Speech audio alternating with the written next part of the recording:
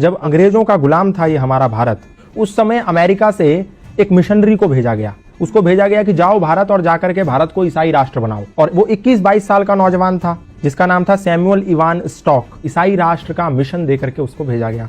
वो भारत आया, भारत में शिमला गया, वहां पर उसने एक तरफ से लोगों को ईसाई बनाना प्रारंभ कर दिया। जब धीरे धीरे काम चलने लगा तो अचानक से हिमाचल में प्लेग की बीमारी फैल गई। जैसे आज कोरोना की बीमारी फैल गई, ठीक उसी प्रकार प्लेग की बीमारी भी छुआछूत की बीमारी थी। लोग अपने परिजनों को छोड़ छोड़ करके भागने लगे। जैसे घर में किसी को प्लेग हो गया तो घर में छोड़ करके चले गए। तो ऐसे ही जब देखा सैमुअल इवान स्टॉक ने कि जब ऐसी परिस्थिति पैदा हो गई कि लोग अपने परिजनों को छोड़ छोड़ करके भागने लगे, उस समय वहां पर एक समाज सेवी थे जिनका नाम था पंडित रूलियाराम। वो पंडित रूलियाराम निस्वार्थ भाव से ऐसे लावारिस पड़े लोगों की सेवा कर रहे थे। तो सैमुअल इवान स्टॉक ने देखा कि पंडित रूलियाराम एक खाट के पास हैं जहां पर एक वृद्ध आदमी को लेटा हुआ है और वो प्लेग के मारे तड़प रहा है और उसके गले में एक गिल्टी हो गई है जिसके मारे उसको तड़पन हो रही है।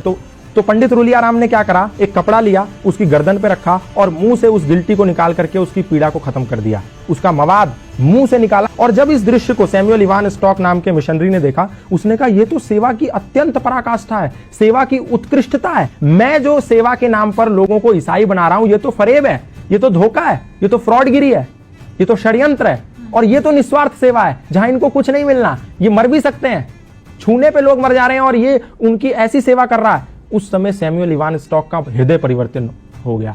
तो उनने पंडित रूलियाराम से कहा, सैमुअल इवान स्टॉक ने, कि ये क्या सिद्धांत है, कौन से ऐसे सिद्धांत हैं जिसके चलते आपके अंदर इतनी तन्मयता, इतनी तल्लीनता है लोगों की समाज की सेवा के प्रति। तो पंडित रूलियाराम ने कहा, ये सनातन धर्म के सार्वभौमिक सिद्धांत हैं जो हमें मानवतावाद का उपदेश देते हैं और मैं वही कर रहा हूं।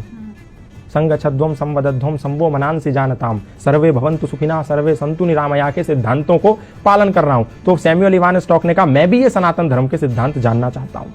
तो सैमुअल इवान स्टॉक को पंडित रूलियाराम ने सत्यार्थ प्रकाश दिया, द लाइट ऑफ ट्रुथ नाम की एक पुस्तक दी। बोला तुम ये पढ़ो और तुम्हें सनातन धर्म का पूरा सारांश पता चल जाएगा कि सनातन है क्या। सैमुअल इवान स्टॉक ने उस पुस्तक का अध्ययन किया। अध्ययन करने के बाद ऐसा हृदय परिवर्तन हो गया कि आया तो था वो भारत को ईसाई राष्ट्र बनाने, वो भारत को आजाद कराने की लड़ाई में कूद पड़ा। और जब वो लड़ाई में कूद पड़ा तो अंग्रेजों ने उसको जेल में बंद कर दिया। जेल में बंद कर दिया तो उसकी मुलाकात लाला लाजपत राय से हुई। जेल से निकल के आने के बाद उसने पंडित रूलियाराम से मिला और बोला कि मैं अब सनातन धर्मी बनना चाहता हूं और मैं अपना नाम भी, क्योंकि आपने जो मुझे सत्यार्थ प्रकाश दी थी, द लाइट ऑफ ट्रुथ, उसको पढ़ने के बाद मेरा हृदय सनातन की और श्रद्धा से भर गया है। तो मैं नाम भी अपना उसी सत्यार्थ प्रकाश से अभिप्रेरित होकर रखना चाहता हूं। अपना नाम सत्यानंद रखना चाहता हूं। और वो व्यक्ति सत्यानंद आर्य सन्यासी बन गया और भारत में रहकर के मृत्यु पर्यंत सनातन धर्म का प्रचार करता रहा। आप सोच के देखिए कि एक व्यक्ति जिसको भारत को ईसाई मुल्क बनाने के लिए भेजा गया था, लोगों के साथ छल कपट करके, वो व्यक्ति सनातन धर्म का प्रचारक बन गया। उसने अपनी पत्नी को भी सनातन का प्रचारक बना दिया। अपने घर के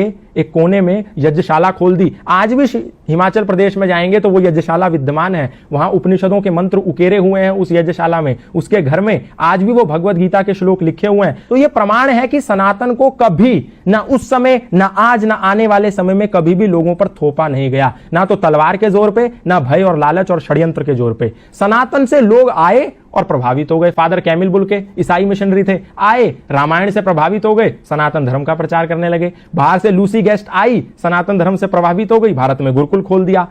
स्टैनफोर्ड की एक महिला आई, भारत में आके गंगा के पास बैठी, साध्वी भगवती सरस्वती बन गई। एक व्यक्ति स्विट्जरलैंड से पैदल भारत आ गया, 4 साल 18 मुल्क पैदा करते हुए। कोई गया था उसके कंधे पर बंदूक रखने और उसका नाम हो गया बैन बाबा।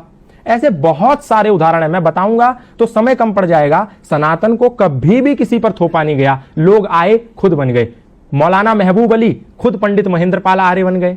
खूब सारे मौलाना, मतलब इमाम मस्जिद के, खुद सनातन धर्मी बन गए। हमने किसी को जोर नहीं दिया, किसी को जबरदस्ती नहीं करी, लोग आए और बन गए। तो इसमें हमारी क्या गलती है?